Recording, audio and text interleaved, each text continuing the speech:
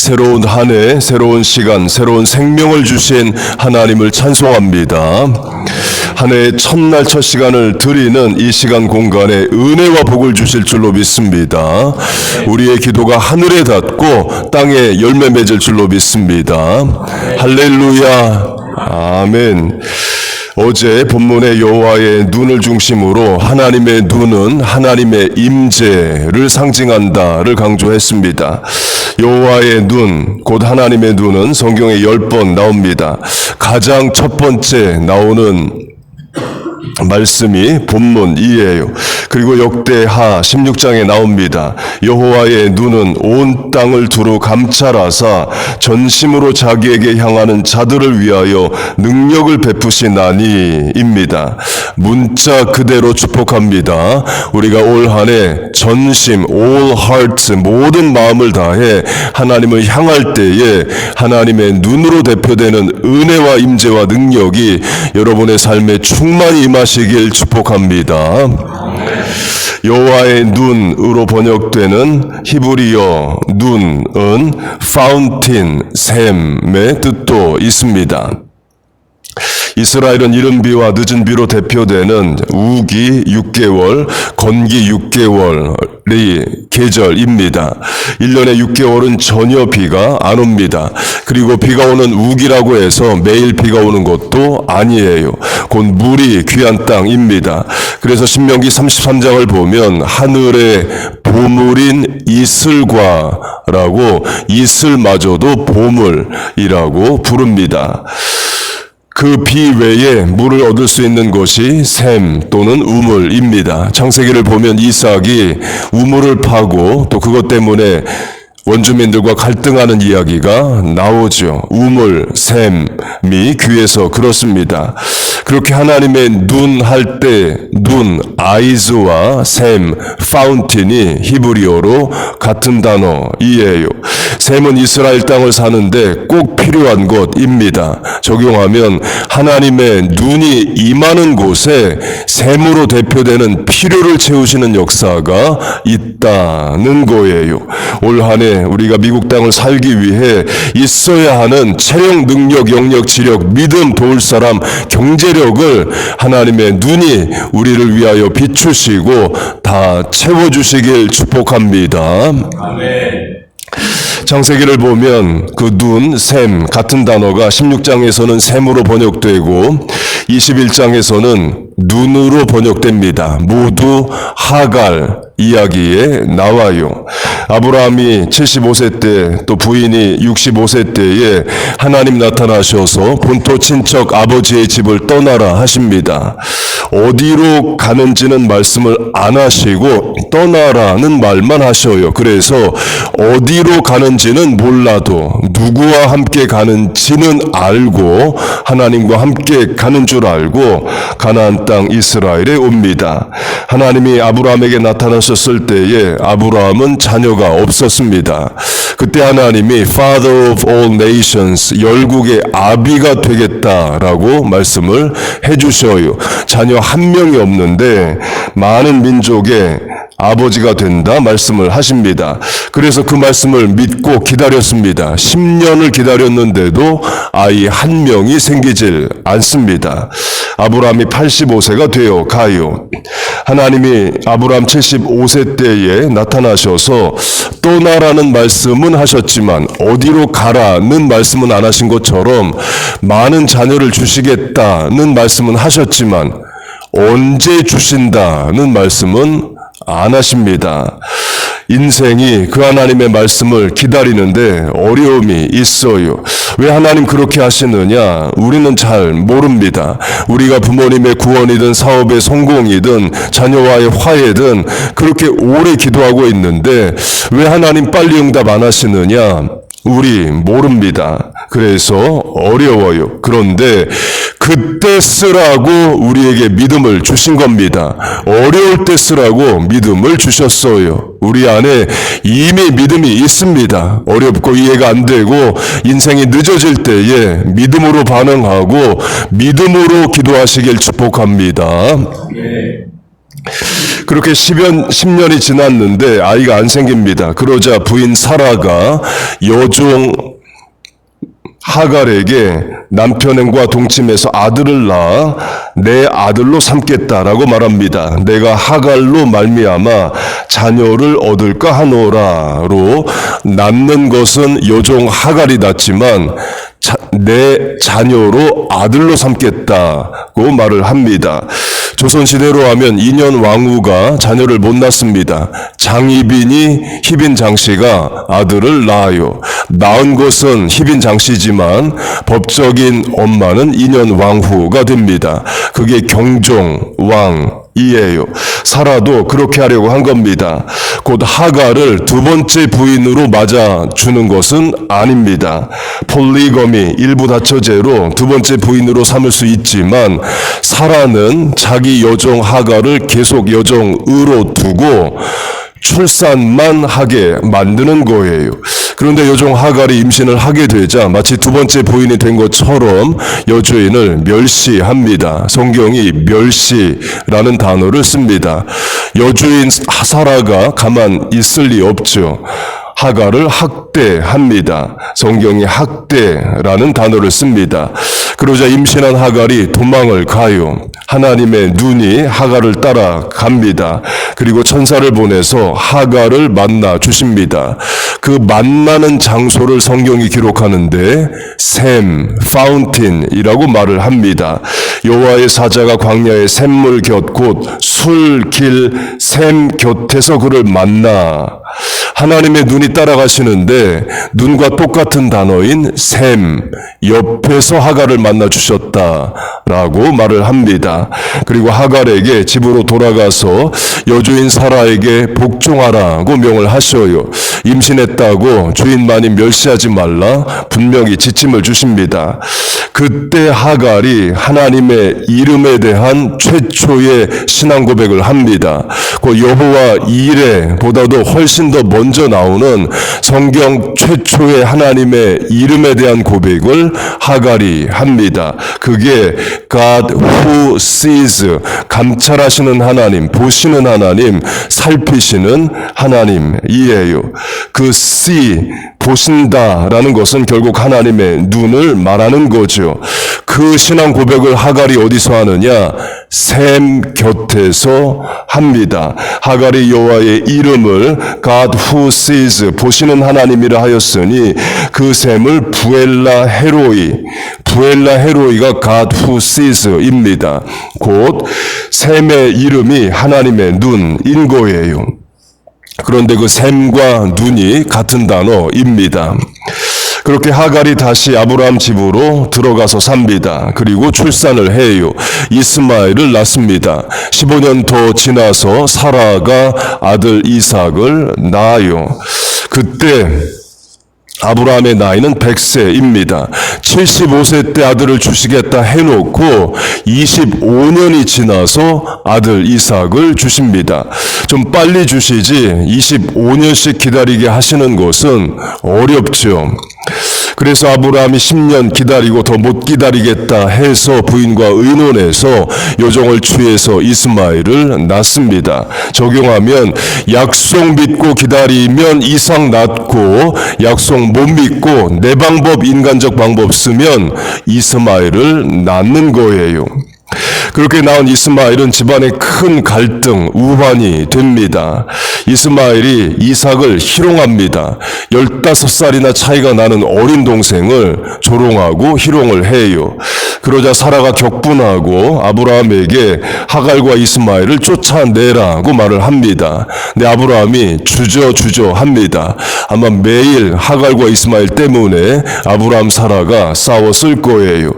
그래서 하나님이 개입을 하십니다. 하나님이 아브라함에게 나타나셔서 하갈과 이스마엘을 내보내라고 말씀을 하십니다. 그래서 내보냅니다. 이때 성경이 어떻게 해서 내보냈는지를 강조합니다. 떡과 물 한 가죽 부대만을 주고 쫓아요. 종들을 붙여주거나 양과 소를 주거나 은이나 금을 줘서 내보낸 게 아니라 2명인데 물 한 가죽 부대와 떡만 줘서 내보냅니다. 그 말은 사실 나가서 죽으라는 거죠. 사라의 마음은 죽기를 바랬을 겁니다. 그렇게 하갈과 이스마엘이 돈도 없고 종도 없고 짐승도 없이 그냥 물 한 가죽 부대와 떡만 들고 나가게 됩니다. 그러면 목말라 죽고 굶어 죽게 되죠. 실제로 아이가 죽게 생깁니다. 아이 죽는 것을 참아보지 못하고 그리고 하갈이 통곡하며 웁니다. 하나님이 천사를 보내십니다. God who sees, 보시는 하나님의 눈이 하갈을 역시 추적하고 계신 거죠. 그리고 샘을 발견하게 하셔요. 하나님이 하갈의 눈을 밝히셨으므로 샘물을 보고 할 때 그 눈과 샘물, 샘이 같은 단어입니다. 강조점은 아브라함과 사라는 하갈과 이스마엘에 대해 가혹하게 대했습니다. 물론 하갈이 임신하고 여주인 사라를 멸시하고 이스마엘이 15살 이상 차이 나는 동생 이삭을 조롱한 것은 잘못한 겁니다. 그러나 그렇다 해도 아브라함의 아들을 낳았는데 15년을 같이 살았는데 나가 죽으라는 수준의 물 한 가죽 부대 떡만 주고 내보낸 것은 가혹합니다. 실제로 아이가 죽게 생겨서 하갈이 울고 통곡하는 일도 일어나요. 그에 반해서 하나님은 하갈을 선대하십니다. 그래서 하갈이 하나님에 대한 고백을 God who sees, 보시는 하나님, 살피시는 하나님이라고 고백을 했고 그 장소에 샘이 있었고 두 번째 쫓겨나서도 눈을 열어 샘을 보게 하셔서 물을 마셔 살게 하십니다. 지금 우리는 하갈의 아들 이스마엘을 안 좋게 봅니다. 이슬람에서 자기들의 조상이라 주장을 하기 때문에 이스마엘이 아랍인들 무슬림의 조상이라고 생각을 해요. 저도 설교하면서 약속 믿고 기다리면 이삭을 낳고 약속 못 믿고 인간적 방법 내 방법 쓰면 이스마엘 낳는다, 이런 식으로 이스마엘 부정적으로 설교합니다. 교회 역사도 그렇게 봅니다. 그러나 창세기 안에서만 놓고 보면 하나님은 하갈과 이스마엘을 차별하지 않으셔요. 이스마엘도 아브라함의 자손이라 그렇습니다. 그래서 첫 번째 쫓겨났을 때에도 두 번째 쫓겨났을 때 모두 다 살 길을 여시고 복을 명하십니다.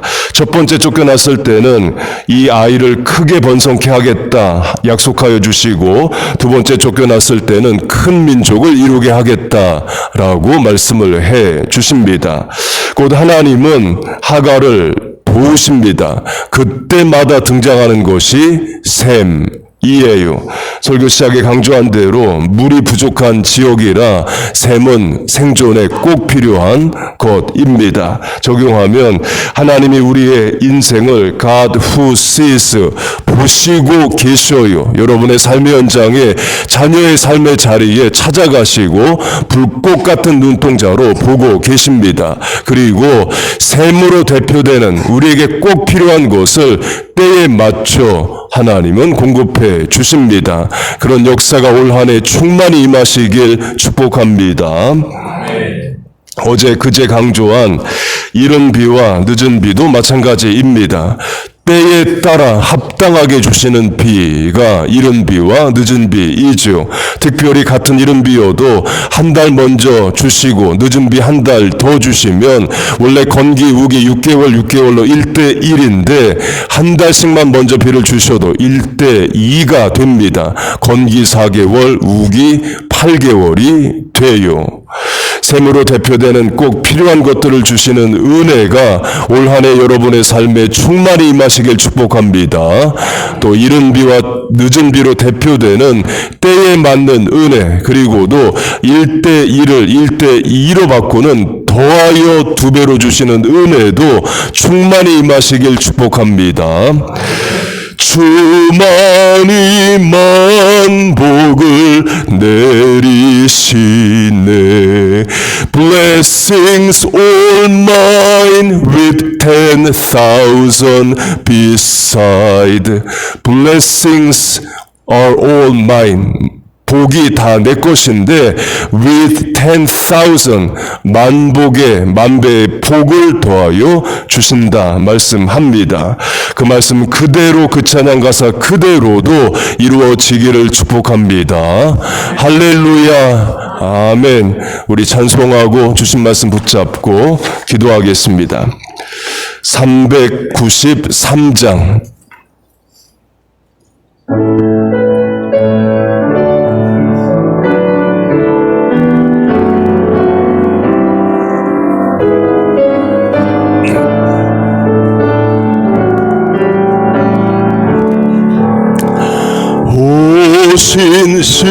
신실하신 주 내 아버지요 늘 함께 계시니 두려움 없네 그 사랑 편찮고 날 지키시며 어제나 오늘이 한결같네 오 신실하신 주 오 신실하신 주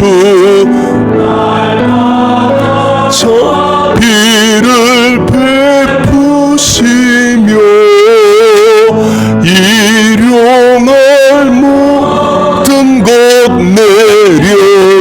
내려주시니 오 신실하신 주 나의 구주 내 죄를 사하여 안위하시고 수친히 오셔서 인도하네 오늘의 힘 되고 내일의 소망 주만이 복을 내리시네 오 신실하신 주 오 신실하신 주 날마다 자비를 베푸시며 일용할 모든 것 내려주시니 오 신실하신 주 나의 구주 아멘. 우리 주여 한번 부르고 같이 통성으로 기도하겠습니다. 주여 하나님 아버지 은혜를 주옵소서. 이 시간 이렇게 기도합니다. 하나님 주의 전에 나와 간구하는 기도의 역사하여 주옵소서. 이른 비와 늦은 비로 함께하여 주옵소서. 광야의 샘 같은 역사가 있게 하여 주옵소서. 불꽃 같은 하나님의 눈동자가 우리의 삶의 자리에 임하시고 샘으로 대표되는 필요를 채워 주옵소서. 하나님 이렇게 한 해를 시작합니다. 시마다 때마다 삶의 자리마다 하나님 함께하여 주옵소서. 사건마다 사람마다 하나님 역사하여 주옵소서. 하나님을 믿고 전진하고 도전하는 올 한 해에 시온의 대로가 열릴 줄로 믿습니다. 하늘의 문이 열릴 줄로 믿습니다. 땅의 길이 열릴 줄로 믿습니다. 우리의 기도가 응답될 줄로 믿습니다. Hear our prayer, answer our prayer request. 주여 응답하여 주시옵소서.